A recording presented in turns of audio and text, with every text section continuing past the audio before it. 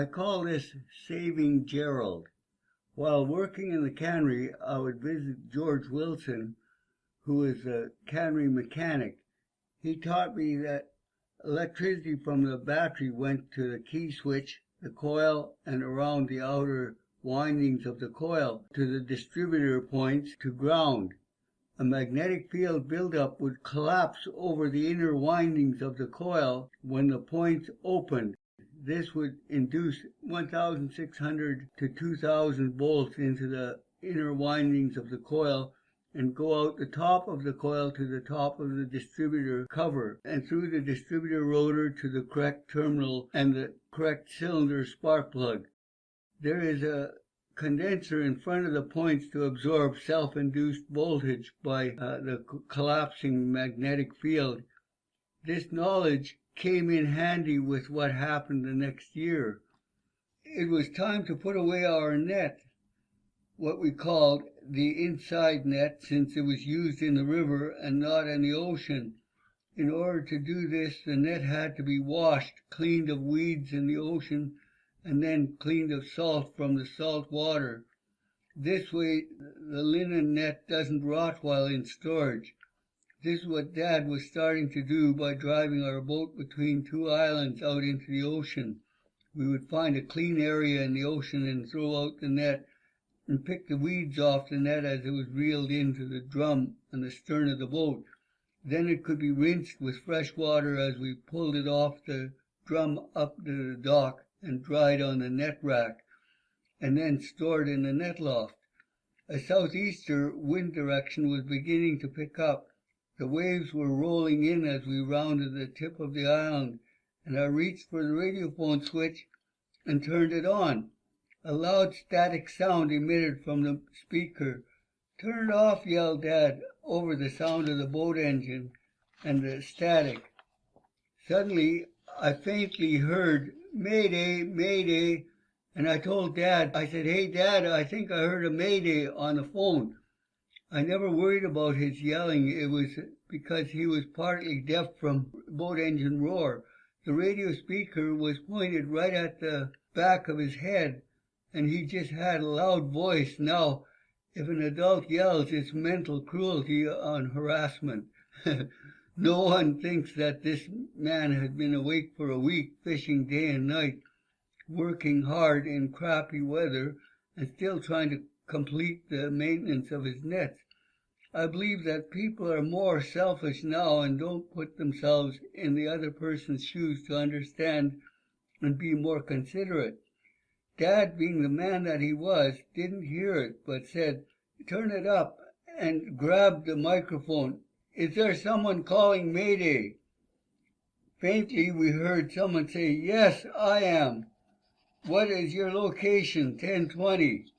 And how many are you?" He says, "There's me and my son, Gerald." He answered.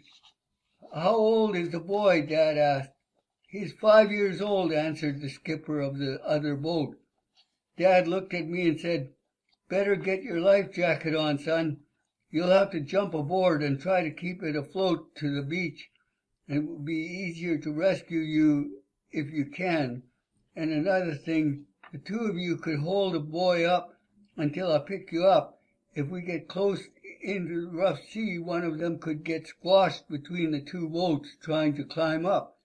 Or both boats could go down if our boat drops on it and a hole is punched in our hull." As he explained all the possibilities and hazards of a rescue, our eyes were scanning the waves trying to spot his boat. Our boat was skipping across the waves. Finally, Dad grabbed the microphone and said, "If you haven't gone down, better give us a revised location. You aren't where you said you'd be." Only a minute went by, but it seemed like an eternity. Then, "I'm between Holland Rock and Smith Island." "Damn," Dad said, as he turned starboard and side. "That's about 5 miles away." On the mic, he said, "Hold on, we're turning your way." He pushed the throttle unconsciously, trying to get more speed out of the engine. He had rescued lots of people, and the way he was, it would be hard living with himself. if he lost someone now. He took every life very seriously. We only traveled a little way and he took the mic and said, "Have you got your 2 white trolling poles on the bow of your boat?" he asked. "Yes, we have." "That's okay, we've got you in our sights now." Straining my eyes as hard as I couldn't see white poles in a white-capped ocean of waves. Finally, "Where are they, Dad?" I asked. He said, "Look, just left of our bow mast cable." He pointed. After looking hard, I could see a little disturbance in the white cap. In order to see poles in that, he had to have 20/40 eyesight. Shortly we raced up to them. "Run up to our bow and jump. You'll only have a short time to get it going. It's pretty low in the water." I never questioned my dad. He's not only my dad, but also the skipper of the boat. His plan had to keep all of us alive, or we'd all drown. It's no choice. Once we're committed, we'll not fail because of my part being the weak link in the chain of events. The cold bow spray snapped me awake as I clung to the rail of the trunk cabin, making my way around the bow of our boat. I didn't really know what I would do, but if Dad thought I would be of help, I'm your boy. As Dad timed the approach so that the last breaker had us raised above the bow of their boat, I ran and jumped. This was one of those life moments. Momentarily, I wondered, what the heck am I doing jumping onto a sinking boat? Then the breaker heaved their boat over as Dad reversed hard not to drop onto their boat. I was left hanging in midair, not really sure if there really was a boat going to be under me when I came down. I clung to everything I could once I landed on their tilted bow. I scrambled to the high side to help with my weight to keep the little boat from capsizing as the breaker's full weight hit it. Then I scrambled round to the deck and into the cabin. As I passed the fisherman who was pumping the deck hand pump for all he was worth, "Can your engine run?" I asked him. He said it died, he hollered over the roar of the ocean. I passed the boy bravely sitting in the captain's chair behind the steering wheel and swung down into the cold water, slopping around the engine. I found a screwdriver on the ledge of the cupboard and pulled the distributor cap off. Finding a rag, or was it his T-shirt or whatever, I quickly wiped it out as well as I could and wiped the rotor and then reinstalled the cap, praying to God that I did well enough. I ran up the 2 steps to the pilot house. Quickly looking round, I found the key and the start button. I turned the key and hit the start button. It didn't go. "Open the throttle," the man yelled in over the roar of the engine. Opening the throttle, I again pressed the start button. Then the little engine roared into life. "Thank God," I muttered. Shifting into forward, I slowly opened the throttle more and turned into the waves. This would stop the boat from rolling and flooding the distributor again.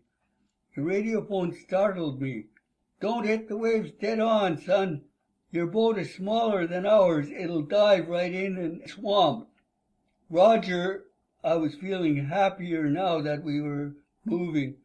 Finally the shock set in. What was I doing on a sinking boat? A cold knot froze in my stomach. A little voice brought me back. "You guys got here faster than a speeding bullet." I laughed a little hysterically at first and then quickly regained my composure. I couldn't show fear in front of this brave little man. "What is your name?" I asked. "Gerald," he answered. Slowly I sped up the engine until it showed 1800 revolutions per minute. The distributor couldn't drown again with a little luck. The water was only about 4 inches below it when I started to move ahead. The water in the galley slid down slowly back towards the bulkhead. Obviously it was a leaky bulkhead between the hatch and the engine galley room. Dad pulled his boat in behind us, following us. Over the radiophone he said, "Son, I can see the water coming out. There are 2 planks broke away in the stern. Great, since we were moving into the boat was self-bailing. The big fellow pulled on the hand pump just behind the pilot house was beginning to catch up. The boat was beginning to lighten up. The water was leaking the other way from the galley to the hatch through the bulkhead. The water level was getting lower around the engine. We got to about 2 miles closer to the opening between the islands, and all of a sudden the swells just quit coming, and a large shadow loomed over us. 240, 240, do you need any assistance down there? A voice boomed out of the radiophone. It almost blew me out of the cabin.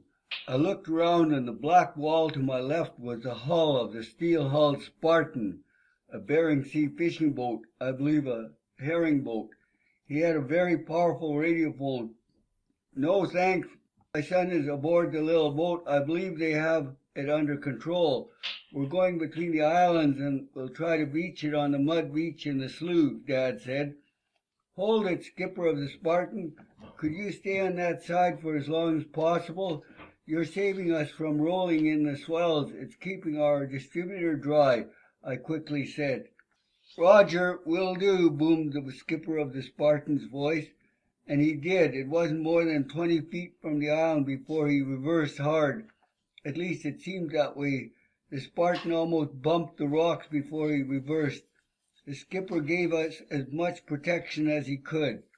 Thanks very much, big fellow, I said, knowing that just how important not rolling means. This entrance was shallow. Small boats could make it through, but bigger deep draft boats couldn't make it through. Roger, good luck, he returned, and then he talked to Dad for a while. Meanwhile, I was cutting the corner with a big rock showing between the waves. Suddenly little hands went over my eyes. Guess who? I pulled the hands down and said, Gerald. He dropped both hands but kept his arms wrapped around my neck. With his face right beside mine, he asked, How did you know it was me? Because you're the only little devil that would cover my eyes when I'm trying to miss that rock over there. And I pointed to the rock. He looked and stayed draped around my neck, giggling away. He giggled at having upset me. What's your dad's name? I asked.